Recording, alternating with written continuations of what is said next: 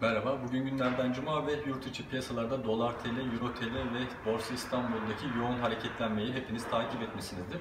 Benim diğer videolarımı izlediyseniz eğer orada genel olarak beklentim seçim sürecine yaklaştıkça 5.47 ve 5.50 dar bantında hareket etmesi, bu seviyelerde seçim sürecine girmemiz, aşağıda da 5.41 ve 5.43 noktasını destek olarak belirlemesiydi. Yukarı yönlü hareketlerde 5.55 seviyesinin üzerine çıkmasını bekliyordum ama benim beklentim bir gün içerisinde gerçekleşmesi şeklinde değil, kademe kademe yükseliş olarak bekliyordum.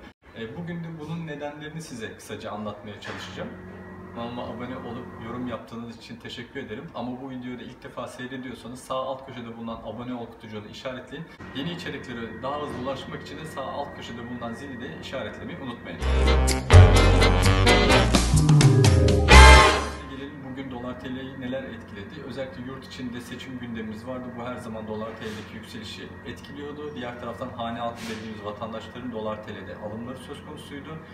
Yurt dışında ABD ve Türkiye arasında yeni ufak çaplı bir gerginlik vardı. Bunun da etkisinin olduğunu belirtiyorlar. Ama CDS primlerindeki yukarı yönlü hareketinde dolar TL ve euro TL fiyatlamalarını yukarı yönlü tetiklediğinden bahsediliyor. Ben de size bugün CDS priminin ne olduğunu ve videonun sonunda da yine dolar TL ile ilgili beklentilerimi aktarmaya çalışacağım. CDS'ler hem gelişmekte olan ülkeler için hem de gelişen ülkeler için önemli bir kıstastır. Çünkü özellikle yabancı yatırımcılar ülkelere yatırım yapmak isterken CDS'lerdeki primlerin yüksekliğine bakarlar. Peki bu CDS primi nerede kullanılır? Mesela siz bir yabancı yatırımcısınız ve ülkeye para yatırdınız.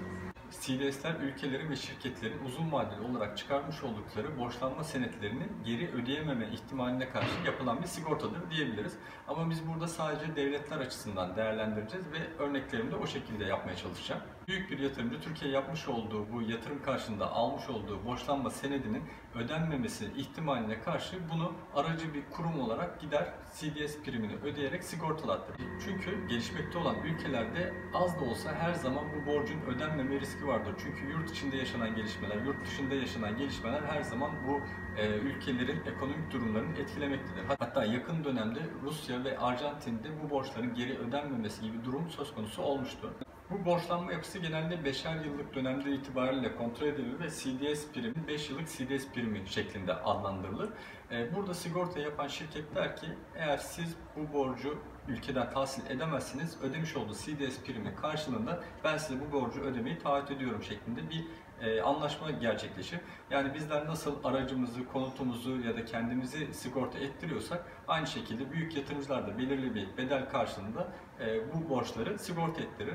Eğer ülke borcu öderse sigorta primi sigorta yapan kuruma kalmış olur. Aynı tamamen hepimizin bildiği sigorta mantığı burada da geçerli oluyor. CDS primini şöyle örnek vermek gerekirse mesela siz kendinize sigorta yaptırmak istiyorsunuz, sağlık sigorta yaptırmak istiyorsunuz. Bunun önceden sizin geçirmiş olduğunuz hastalıklar, ailenizde olan kalıtsal hastalıklar, şu anda bir tedavi görüyor musunuz, herhangi bir ameliyat oldunuz mu? Bu tip göstergeler hep sizin sigorta için ödemiş olduğunuz primi yükseltmektedir. Diğer taraftan konutla ilgili yine aynı şekilde deprem bölgesinde olup olmadı. İşte aracınızla ilgili ise işte daha önceden hiç kaza yaptınız mı? Ehliyetinizde herhangi bir olumsuzluk durumu söz konusu mu? İlk kez mi araba kullanıyorsunuz? İşte ehliyetiniz ne zaman aldınız gibi bazı faktörler sizin sigorta için ödeyeceğiniz primi yükseltir ya da düşürür.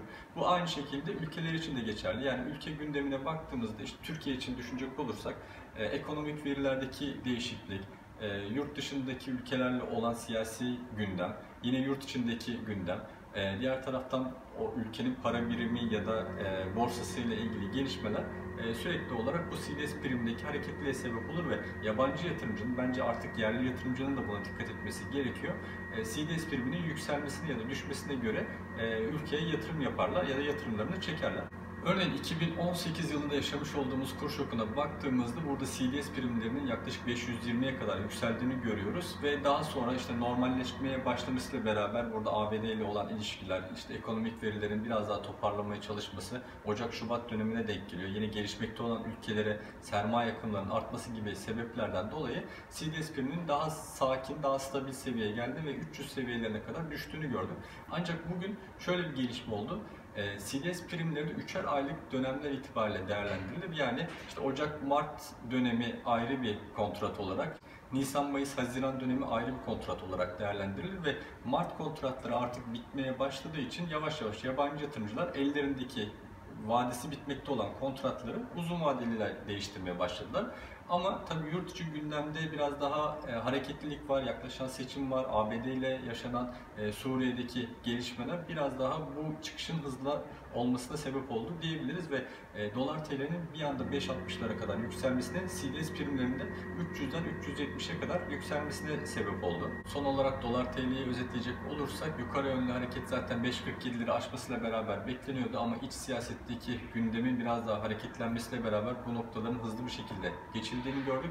Bundan sonraki hedeflerde eğer 5.55'in üzerinde kalırsa, ki ben bugünkü yukarı yönlü hareketten sonra biraz daha bir aşağıya 5.50'ye 5.47'ye belki toparlanmanın olmasını bekliyorum. Ama yukarı yönlü hareketlerde 5.63, 5.67 ve 5.80 seviyesini artık yakından takip edeceğiz.